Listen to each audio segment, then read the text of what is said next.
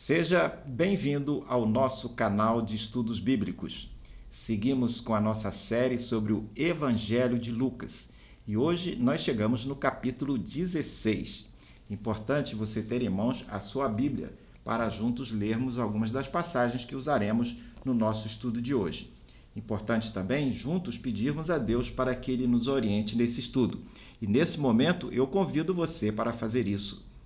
Deus e Pai, nós te agradecemos a oportunidade de estudarmos a Tua Palavra. Queremos te pedir que Tu abençoes cada pessoa que nos acompanha e que Tu nos ajudes a entender o que Tu queres para a nossa vida a partir do estudo desta palavra, desta passagem que usaremos hoje.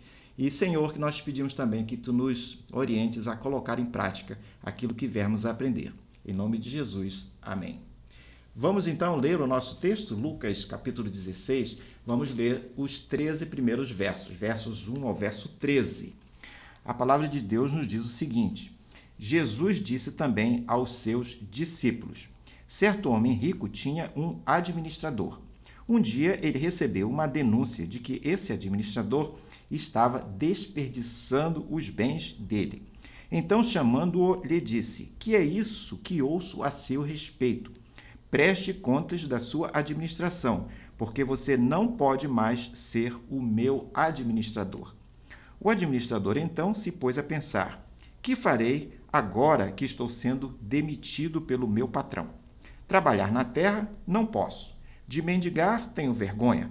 Já sei o que vou fazer, para que quando for demitido, as pessoas me recebam em suas casas.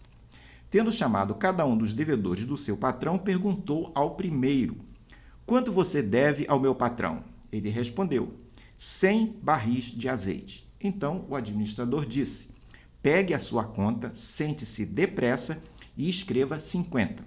Depois perguntou a outro: e você, quanto deve? Ele respondeu: 100 sacos de trigo. O administrador lhe disse: pegue a sua conta e escreva 80.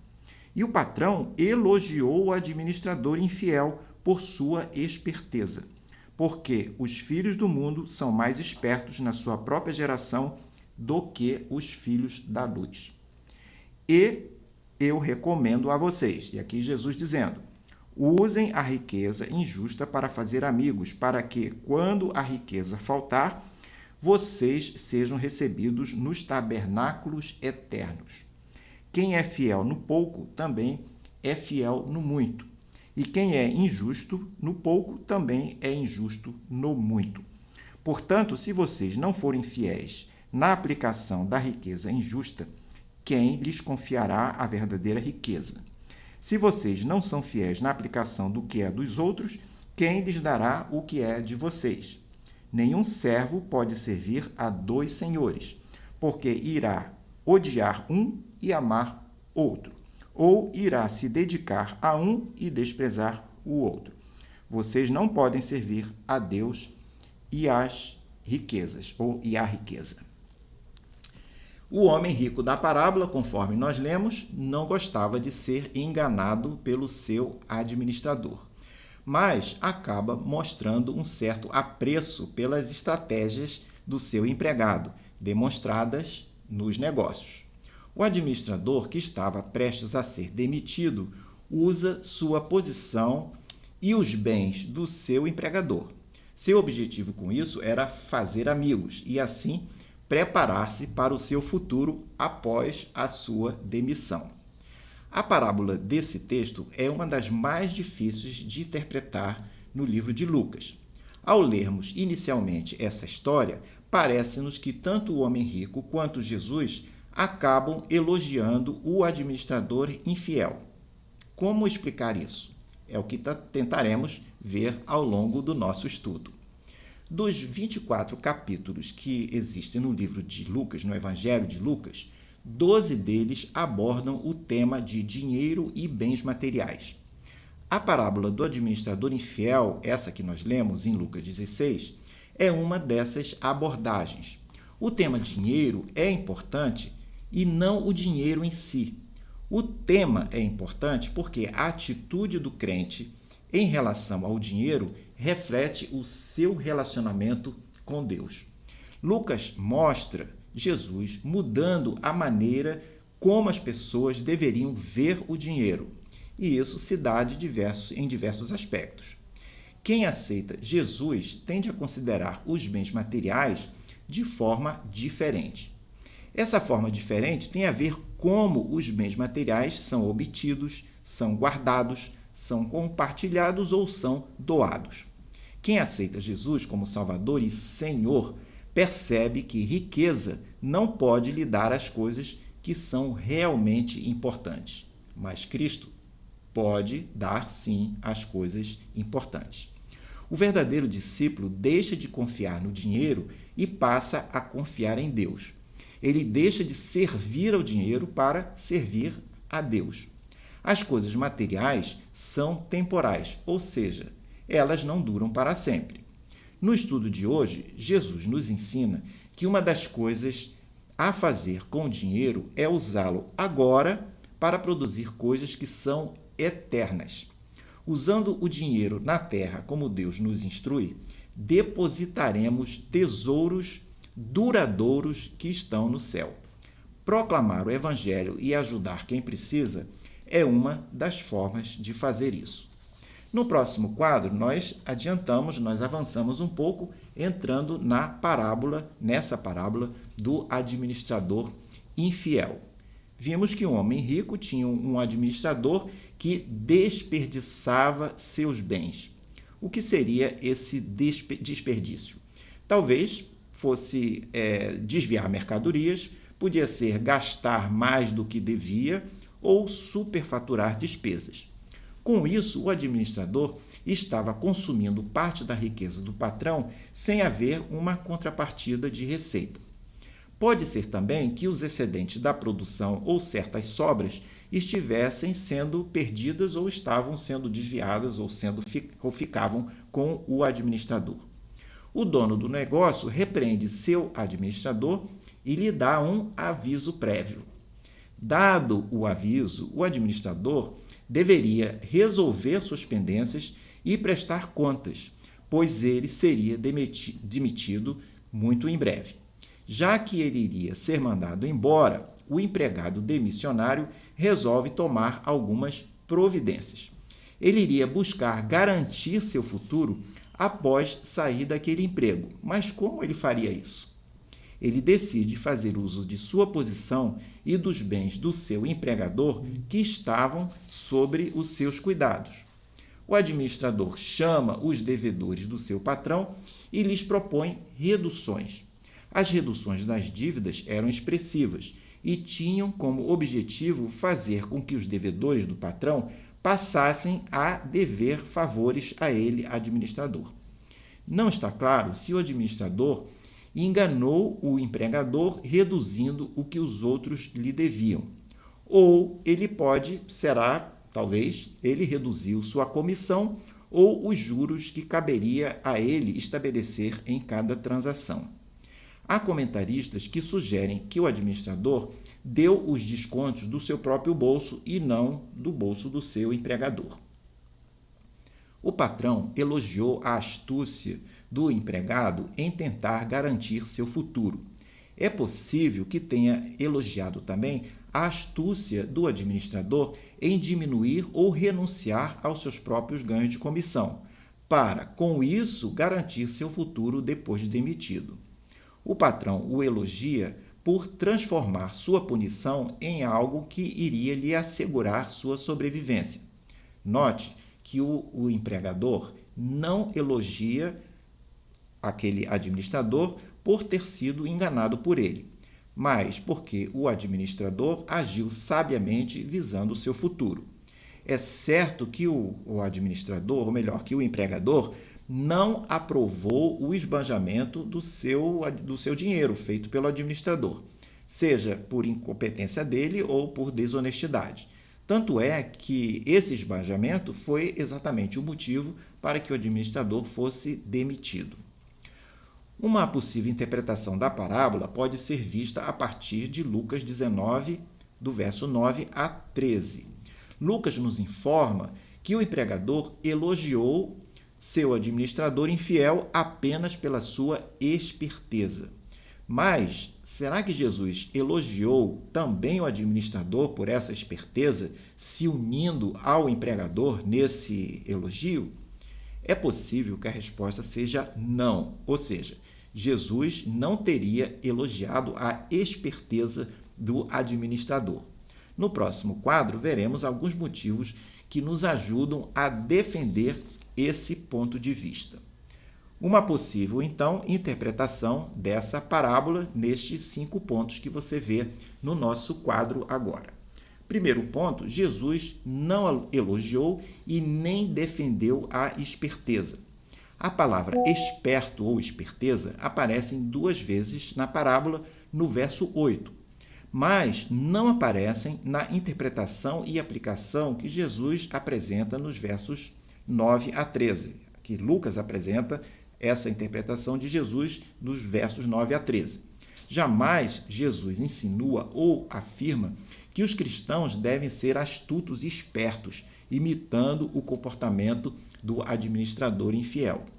Segundo motivo, a esperteza caracteriza Satanás e o mundo incrédulo, e não os cristãos. O administrador e seu empregador são ambos identificados por Jesus como incrédulos. Eles não são identificados como membros do grupo chamado de os filhos da luz. Tanto o empregador quanto o administrador valorizavam a mesma coisa. O quê? A esperteza. Pode ser que o empregador elogiasse essa atitude porque talvez ele também praticasse a esperteza. Terceiro motivo, Jesus mostra como as pessoas más pensam e agem, mas não recomenda esse perfil. Nessa parábola, Jesus está contando uma história que descreve o empenho e a habilidade que os incrédulos possuem quanto a trabalhar dentro de sua geração ou dentro da sua cultura para ganhar dinheiro e cuidar de si mesmos. Quarto motivo, as bênçãos de Deus na área das finanças se baseiam na sua graça e em suas promessas. Como em todas as outras áreas da vida cristã, as bênçãos de Deus não se baseiam na habilidade ou na esperteza, mas na graça e nas promessas de Deus. Se existe algo a elogiar nas pessoas tementes a Deus, na área da fidelidade, e não nos aspectos de espertezas, que Jesus caracterizou como típicas dos incrédulos. Quinto motivo, os valores de Deus tendem a contradizer o que as pessoas valorizam no mundo. Lá no verso 15 desse mesmo capítulo, após o trecho que nós lemos, Jesus nos diz que aquilo que é elevado entre os homens é abominação diante de Deus. O empregador incrédulo e seu administrador podiam elogiar a esperteza, mas Deus a condenava. O que Deus condena, ele não recomenda. A parábola, então, não ensina a esperteza como sendo um caminho de Deus. A aplicação da parábola é caracterizada mais pelo contraste do que pela comparação. A única área de comparação na qual o discípulo é claramente instado a ser como o administrador da parábola é fazer amigos. E mesmo nisso, há diferenças entre a maneira como o administrador agiu e como os discípulos de Jesus devem agir. Lucas indica, pelo contexto, que devemos considerar a esperteza como algo negativo e não como uma virtude. Devemos ser sábios e até astutos como a serpente, mas não ser astutos como o administrador. Jesus nos ensina aqui a tomarmos cuidado com a esperteza que usa as pessoas para seus próprios interesses egoístas. No próximo quadro, uma pergunta. Por que esse foco em cima do administrador? Por que Jesus foca nesse administrador se nós não devemos tê-lo como um modelo de esperteza? Se nós não devemos, por que nós não devemos copiar a esperteza dele? Por que ele está sendo colocado em evidência? 3 respostas para isso. A primeira, Jesus está ensinando por contraste. Ele contou essa história para que pudéssemos ver, em termos bastante práticos, como nós não devemos ser. Segunda resposta, A esperteza desse administrador é típica de como os incrédulos agem. Essa história nos dá uma imagem muito clara sobre o pensamento dito como mundano em geral. Terceira resposta. Nessa parábola, Jesus expõe a hipocrisia e a maldade dos fariseus. Os fariseus em geral e os que estavam ouvindo essa parábola de Jesus gostavam de dinheiro. Muitos recorriam a meios inescrupulosos e astutos para obtê-lo e se orgulhavam disso. Quando Jesus começa a contar a parábola, os fariseus devem ter ficado bem atentos, comparando-se com o administrador, pois em termos de ganhar dinheiro, eles se achavam os campeões. Mas devem ter ficado chocados quando Jesus falou aquelas palavras finais que ele apresenta no verso 8, quando nós lemos o seguinte: E o patrão elogiou o administrador infiel por sua esperteza, porque os filhos do mundo são mais espertos na sua própria geração do que os filhos da luz. Jesus aqui caracterizou a esperteza como pecaminosa, algo típico da maneira como os incrédulos, os filhos do mundo, pensam e agem. A explicação de Jesus, juntamente com as espertezas dos fariseus, seria a prova não de espiritualidade, mas do materialismo deles. Muitos hoje em dia talvez fiquem incomodados com essas palavras de Jesus, da mesma forma que os fariseus ficaram naqueles tempos também. No próximo quadro, uma pergunta: como aplicar essa parábola? 4 aspectos ou 4 aplicações que nós podemos considerar. Primeiro, use a riqueza para fazer amigos. É o que é enfatizado lá no verso 9. O administrador viu que seus dias estavam contados e que não poderia levar consigo os benefícios do emprego e nem o dinheiro do patrão. Ele então começa a usar o dinheiro do seu empregador de modo a fazer amigos, porque eles, os amigos, durariam mais do que o seu emprego. Nós também somos administradores. Não possuímos nada, mas recebemos de Deus a guarda de certos recursos por um certo período de tempo. Precisamos entender que quando Jesus voltar, ou se nós morrermos antes disso, não poderemos levar nenhum dinheiro conosco. O dinheiro não é eterno, mas nós somos eternos. A maneira como podemos usar o dinheiro para que ele dure para sempre é fazer amigos que poderão nos receber com gratidão no céu. Isso significa usar nossos recursos aqui na terra para levar pessoas a aceitarem Jesus como Salvador, as quais poderemos ter a grande alegria de encontrá-las no céu quando também nós chegarmos lá. Segundo aspecto ou segundo ponto desse nosso argumento. Jesus não defendeu a esperteza, mas sim a fidelidade. Jesus nunca usa a palavra esperteza ao aplicar a parábola, mas usa a palavra fiel. O administrador infiel era certamente astuto ou esperto em relação ao seu empregador, mas não era fiel a ele. Ao contrário, do administrador esperto da parábola, devemos ser administradores fiéis. Terceiro aspecto ou terceira aplicação. Jesus indica que ser administrador fiel é buscar interesses de forma justa. Note que o administrador da parábola se beneficiou às custas das pessoas. Ele envolveu terceiros no seu possível ilícito, esbanjou recursos e talvez tenha até enganado o seu empregador. Administrador fiel ganha, mas não às custas dos outros. Ele honra a Deus e, além disso, busca o melhor interesse de seus semelhantes, incluindo a salvação eterna deles. O mestre ensina que o dinheiro pode servir como campo de provas. Esse é o quarto ponto para nós observarmos. O dinheiro sozinho não deve ser a coisa mais importante da vida, mas nossa relação com ele pode ter a função de testar nossa capacidade de lidar com coisas mais importantes. Dessa forma, o administrador fiel pode usar o dinheiro do mundo para alcançar fins justos, trocando o que é temporário pelo que é eterno. Todos esses princípios que Jesus ensinou tinham a intenção de encorajar seus discípulos a serem administradores fiéis em vez de administradores infiéis ou administradores espertos. Em Lucas 16, 13, Jesus resume a questão dizendo que é preciso a pessoa escolher se o dinheiro será ou não o seu Deus. Ele diz: ninguém pode servir a dois senhores. Os fariseus, que eram avarentos e ouviam tudo isso, zombavam de Jesus, porque amavam o dinheiro e se dedicavam a ele. Quem ama o dinheiro não consegue amar a Deus. No próximo e último quadro, chegamos à nossa conclusão. E aqui temos 3 pontos para fazer o fechamento do nosso estudo. O primeiro ponto é que Jesus explica a aplicação da parábola a seus discípulos em Lucas 16, verso 9.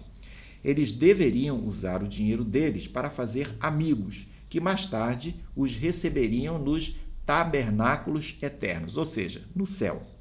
Os seguidores de Jesus devem usar seus recursos financeiros para levar outras pessoas à fé em Jesus e, dessa forma, terem a alegria de encontrar esses novos crentes no céu. Jesus contrastou a natureza temporária do dinheiro com os valores eternos. Os crentes devem pensar em suas estratégias de investimento visando contribuir de alguma forma para salvar vidas, que são valores eternos. Isso deve ser feito com o mesmo interesse e a mesma dedicação com que as pessoas do mundo pensam em seus investimentos de negócios na Terra. Um não crente tende a usar sua riqueza pessoal apenas para o presente ou para algum futuro próximo, mas sempre limitado à existência terrena sua ou a de seus herdeiros. Mas um crente seguidor de Jesus deve usar seus recursos visando benefícios espirituais futuros. Por exemplo, usando o seu dinheiro para ajudar a levar pessoas a aceitarem Jesus. Também não deve consumir tudo para si mesmo, repassá-lo aos herdeiros ou apenas acumulá-lo para investi-lo na obra do Senhor. Terceiro e último ponto, Jesus exorta seus discípulos quanto ao dilema de dois senhores. Uma pessoa sábia é identificada pela forma como ela se relaciona com o dinheiro. A sabedoria está na atitude, ou seja, na forma como ela ganha e na forma como ela gasta o dinheiro, e não no quanto ela ganha. O mal não está nas coisas, o mal não está no dinheiro, mas no uso que se faz das coisas, no uso que se faz do dinheiro, incluindo as prioridades que são estabelecidas. Um bom administrador não pode estar dividido, servindo a dois senhores concorrentes. Jesus nos diz em Lucas 16, 13, que mesmo que alguém possa ter Deus e riqueza, a saber, ser crente e ter recursos terrenos, recursos materiais, será impossível servir a ambos, pois tanto um quanto o outro exigem fidelidade total. O amor a Deus fará com que a riqueza fique em segundo plano na vida. Por outro lado, se colocarmos a riqueza em primeiro lugar, Deus ficará em segundo lugar. Esse fato deve servir de alerta contra a infidelidade a Deus, como também a advertência contra a escravidão à riqueza. Jesus personificou a riqueza e imaginando-se como ela sendo rival a Deus. Os discípulos podem até servir a Deus e ter riqueza, na medida em que usarem a riqueza para servir a Deus. Se as pessoas dessem tanta importância às coisas que têm a ver com suas almas, como dão aos seus negócios, seriam pessoas melhores. Há pessoas que dedicam muito mais tempo e dinheiro para obter satisfação nas coisas da vida do que se empenham nas coisas espirituais. Termino com Lucas 12:34, que diz: porque onde estiver o tesouro de vocês, aí estará também o seu coração. E a pergunta que fica é: onde está o seu coração. Ficamos por aqui hoje, espero que você tenha gostado desse estudo. No próximo quadro você tem um panorama dessa série sobre Lucas que estamos desenvolvendo e espero vê-lo numa próxima oportunidade. Um grande abraço.